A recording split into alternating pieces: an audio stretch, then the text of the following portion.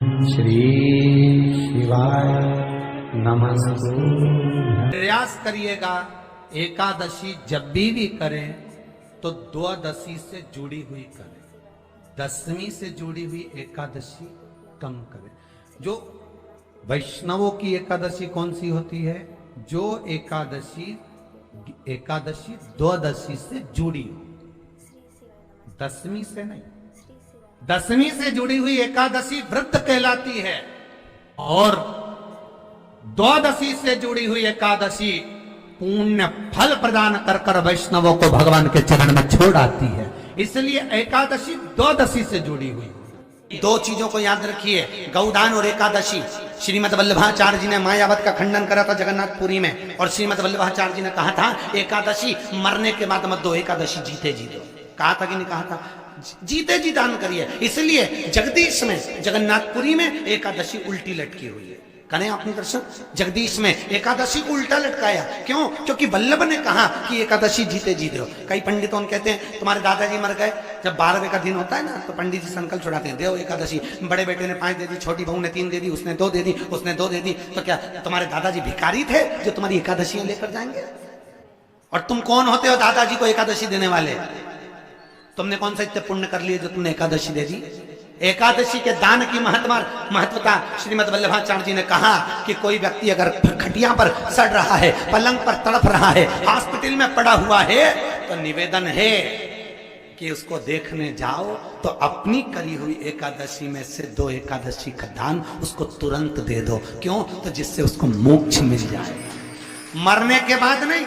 क्योंकि मरने के बाद तो वो 10वें के दिन, गरुड़ पुराण में लिखा है 10 दिन तक जीवात्मा घर की अटारी पे रहती है। कितने दिन? 10 दिन। 10 दिन के बाद जीवात्मा चली जाती है। कहां जाती है? उसको जहां जाना है। 3 दिन में उसको भोग भोगना पड़ता है जीवात्मा को। 3 दिन नरक का भोग भोगती है, उसके बाद स्वर्ग का भोग भोगती है। 18 दिन में ये प्रोसेस पूरी हो जाती है। कितने दिन? 18 दिन। 18 दिन के बाद में उस जीवात्मा को धान के खेत में पटका जाता है। किसके खेत में? धान के, चावल के खेत में। इसलिए कहते हैं एकादशी के दिन चावल मत खाओ। कहते कि नहीं कहते? और क्या कहते हैं? द्वादशी के दिन चावल खाना जरूरी है। एकादशी का पालना करना है तो द्वादशी को चावल का 1 गिलास खाओ, तब द्वादशी को चावल खाओगे तो एकादशी लगेगी। चावल नहीं खाओगे तो एकादशी नहीं लगेगी। द्वादशी को चावल खाना जरूरी है। क्यों कहते हैं? क्योंकि धान के खेत में जीव को छोड़ा जाता है, उस धान के खेत में, चावल के खेत में जीवात्मा रहती है। उसको चिड़िया खाती है तो चिड़िया के रूप में जन्म लेता है, मनुष्य खाता है तो मनुष्य के रूप में जन्म लेता है। इसलिए एकादशी के दिन चावल नहीं खाया जाता, क्योंकि एकादशी के दिन हम चावल खाएंगे तो जीव हत्या का दोष लग जाएगा। फिर कब खाना है? द्वादशी के दिन। द्वादशी के दिन क्यों खाया जाता है? क्योंकि हम एकादशी के व्रत करे रहते हैं, और पहला घासा जब चावल का खाते हैं तो अपनी करी हुई एकादशी का पुण्य, जितने जीव हमारे मुंह में जाते हैं उनको उसका पुण्य मिल जाता है, और उनका फिर जन्म नहीं होता, वो तर जाते हैं, उनको एकादशी का भाग मिल जाता है। इसलिए कहते हैं एकादशी को चावल मत खाओ, पर द्वादशी को 10 दिन तक जीवात्मा है। और आपने एकादशी कब दान दी? बोलो जम के। 12वें के दिन, 13वें के दिन आपने एकादशी का दान दिया, वो मिली उनको? अरे बोलो अच्छे से।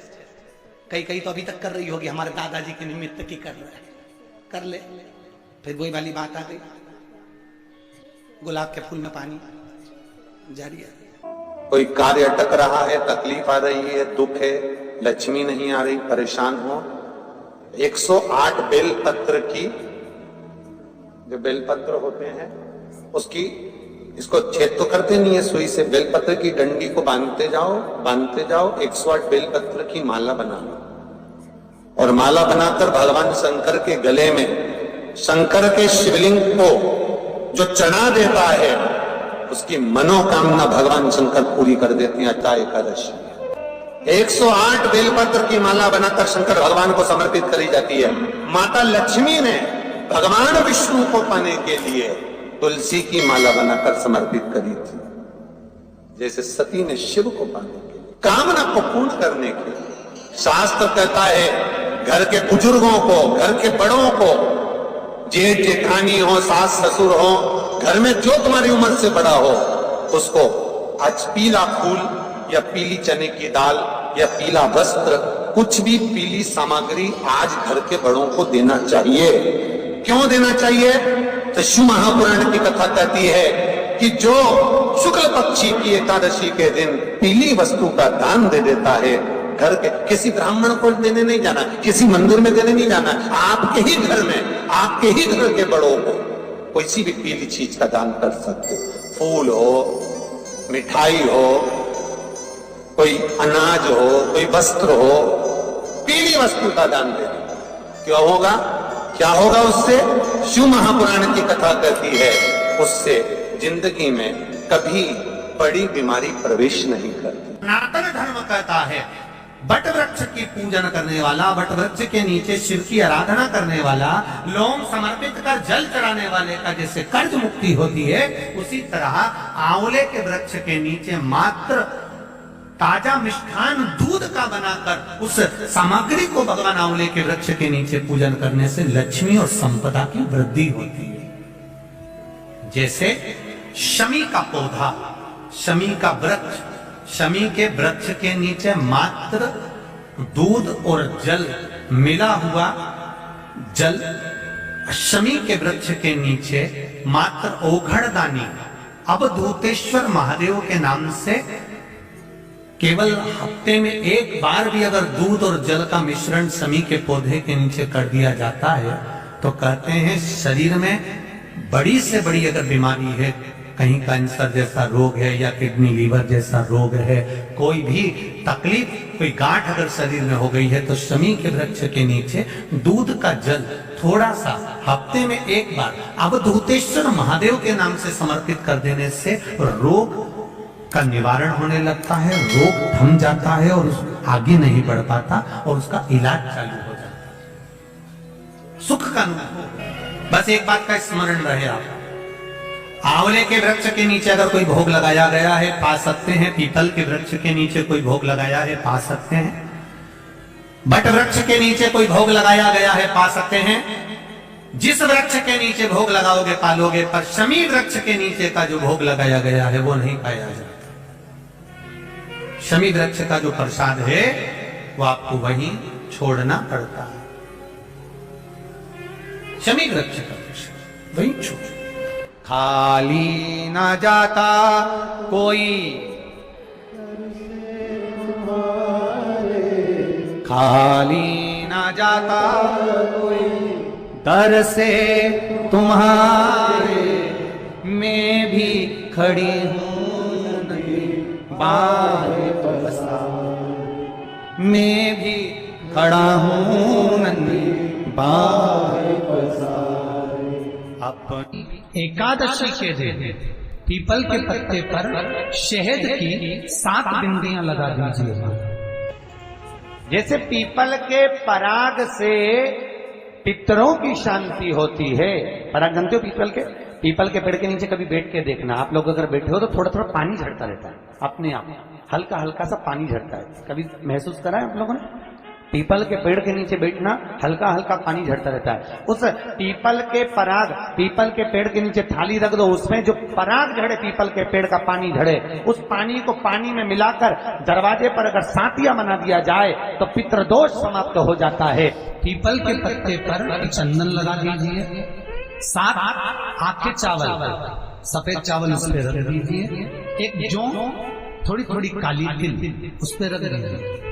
अपने पूर्वजों का नाम लेकर, पितरों का स्मरण कर कर, गोत्र बोलकर, नाम बोलकर बहते हुए पानी में उस पत्ते को छोड़ दीजिए, बहते पानी में छोड़ दीजिए। जिंदगी में कभी संपदा की कमी नहीं आएगी, पितर आशीर्वाद देकर जरूर जाएंगे, ये पक्का है। शिव महापुराण की कथा तो यहां तक कहती है, आपके पास में श्राद्ध करने के लिए कुछ भी नहीं है, ब्राह्मण को भोजन कराने के लिए धन भी नहीं है, किसी बहन बेटी को देने के लिए कुछ भी नहीं है, अगर 1 रुपया भी आप अन्न दान में नहीं कर सकते हो तो शिव महापुराण की कथा कहती है कहीं घास लगी हो, उस घास को हाथ से नोच कर, खींच कर गाय माता के अगर मुख में भी दे दिया जाए तो पितरों को श्राद्ध के बराबर फल प्राप्त। गाय के दूध से कैंसर समाप्त होता है, गाय के मूत्र से कैंसर समाप्त होता है, गाय के गोबर के कंडे पर पांव रखकर हल्दी डालकर बैठ जाओ तो शुगर का लेवल डाउन हो जाता है। गाय का एक एक शरीर का एक एक चीज हमारे जीवन को सुख प्रदान करने वाली है। आप लोगों को मालूम होगा आरती के बाद कपूर क्यों जलाया जाता है? लोग कथा सुन रहे हैं, बड़े भाव से उत्तर दें। आरती के बाद कपूर क्यों जलाया जाता है? किस लिए जलाया? बहुत दिल से सुनोगे वो दिल से देगा। आरती के बाद कपूर क्यों जलाया जाता है? शिव महापुराण की कथा कहती है आरती होने के बाद मंदिर, देवालय, शिवालय, पूजन, कथा, सत्संग में कपूर जलाने का एक कार्य इसलिए है, कपूर अश्वमेध यज्ञ की पूर्ण आहुति का फल प्रदान करता है और हमें अश्वमेध यज्ञ का फल मिलता है, इसलिए कपूर को आरती के बाद जलाया जाता है। दुनिया में ऐसा कोई काम नहीं जो तुम नहीं कर सकते, ऐसा कोई काम नहीं जो तुम नहीं कर सकते। वशिष्ठ बाबा ने वर दे दिया, गाय के गोबर पर जो गाय का घी कंडा जलाकर छोड़ेगा, उसके पित्र, उसके देवता, उसके कुल देवी देवता उस पर कृपा करेंगे और उसका जीवन सार्थक करेंगे। दोष है, इसके लक्षण क्या है? घर में अशांति होना, घर में 4-5 लोग रह रहे हैं, जरा जरा सी बात में क्लेश हो, समझ लो पितृदोष है। पितृदोष 1 रुपया कमा कर लाओ, 1.25 रुपये खर्च हो, खूब पैसा आए हाथ में दिखे ही नहीं, समझ लेना पितृदोष। 4 दिन दुकान अच्छी चले, बाकी के समय बैठना पड़े, समझ लेना पितृदोष। घर में बच्चे चिड़चिड़े हो जाए, गलत संगति में डूब जाए, समझ लो चिड़चिड़ हो रहे हैं, पितृदोष। मान लो आपको कोई ब्राह्मण देवता ने कहा कि आपके यहाँ पितृदोष है, आपको कह दिया कि पितृदोष है, तो आपको घबराना नहीं है कि महाराज जी मुझे क्या करना पड़ेगा। पितृदोष है, एक चावल का दाना घर में से लीजिए, हथेली पर रखिए, पानी का जो मटका होता है, हंडा होता है, पानी का जो मटका है, हंडा है, जहां पर रसोई घर में तुम पानी रखते हो, उस हंडे के पास में, मटके के पास में उस चावल के दाने को लेकर जाइए, अपने पितरों का स्मरण कर कर स्वधा स्वधा स्वधा स्वधा स्वधा 5 बार बोलकर शंकर भगवान के शिवलिंग पर, तुम्हारे घर में शिवलिंग हो तो घर में, और अगर मंदिर में शिवलिंग हो तो मंदिर में, उस चावल के दाने को चढ़ा दीजिए, कैसा भी पितृदोष होगा समाप्त हो। मात्र स्वधा का दशमी, एकादशी और द्वादशी, इन 3 तिथियों पर एक रोटी में थोड़ा सा मीठा रखकर सोमक पितृ का नाम लेकर यदि गाय को खिला दिया जाता है, तो अगर कोई पूर्वज प्रेत योनि में भी पड़ा हुआ होता है, भटक रहा होता है, जिसको पिंड नहीं मिला, जो अचानक मर गया होता है, अधोगति में चले गया होता है, उस जीव की मुक्ति दशमी, एकादशी और द्वादशी, ये 3 दिन सोमक पितृ का नाम लेकर रोटी में, पूड़ी में मीठा रखकर अगर गाय को खिला दिया जाता है, ये 3 दिन तक, तो वो पितृ कभी भटकते नहीं है, उनको मुक्ति प्राप्त हो जाती है, मोक्ष में। सब बोलिए एक बार जमकर श्री शिवा।